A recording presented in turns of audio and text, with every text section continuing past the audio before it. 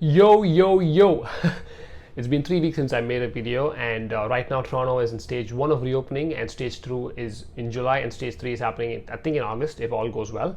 And it's a hip hip hooray for us, because in this side of the world, after a very long time and many lockdowns later, we're trying to open with vaccinations. So I think it's all going well. And if you're watching this video, I don't really know from which part of the world you're watching this video, but I hope things are okay on your side as well.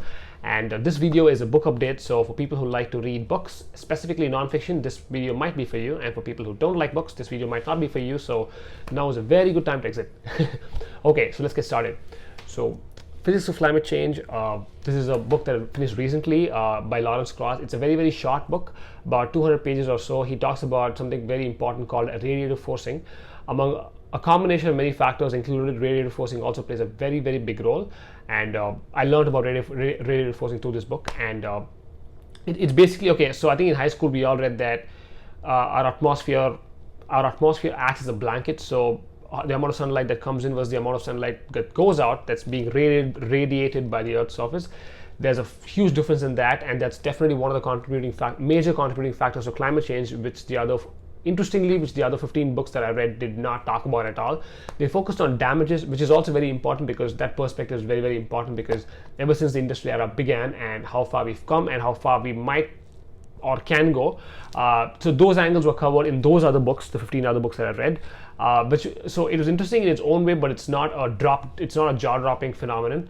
But this one, interestingly, in 200 pages, he gives a completely new perspective.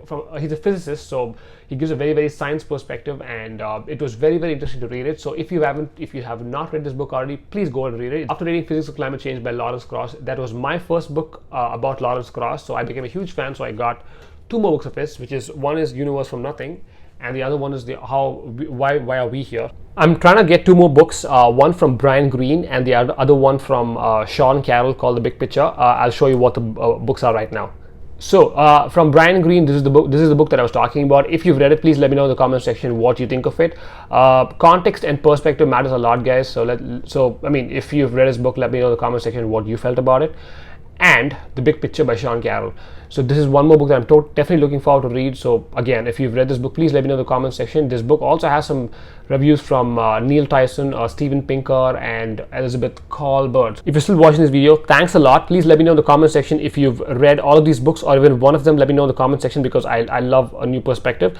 And if you're a science person, please share your thoughts about what you think of these books and how you found them. I'm not a science person. I'm trying to learn new things to expand my knowledge. So any perspective will be very helpful. Hopefully it's constructive.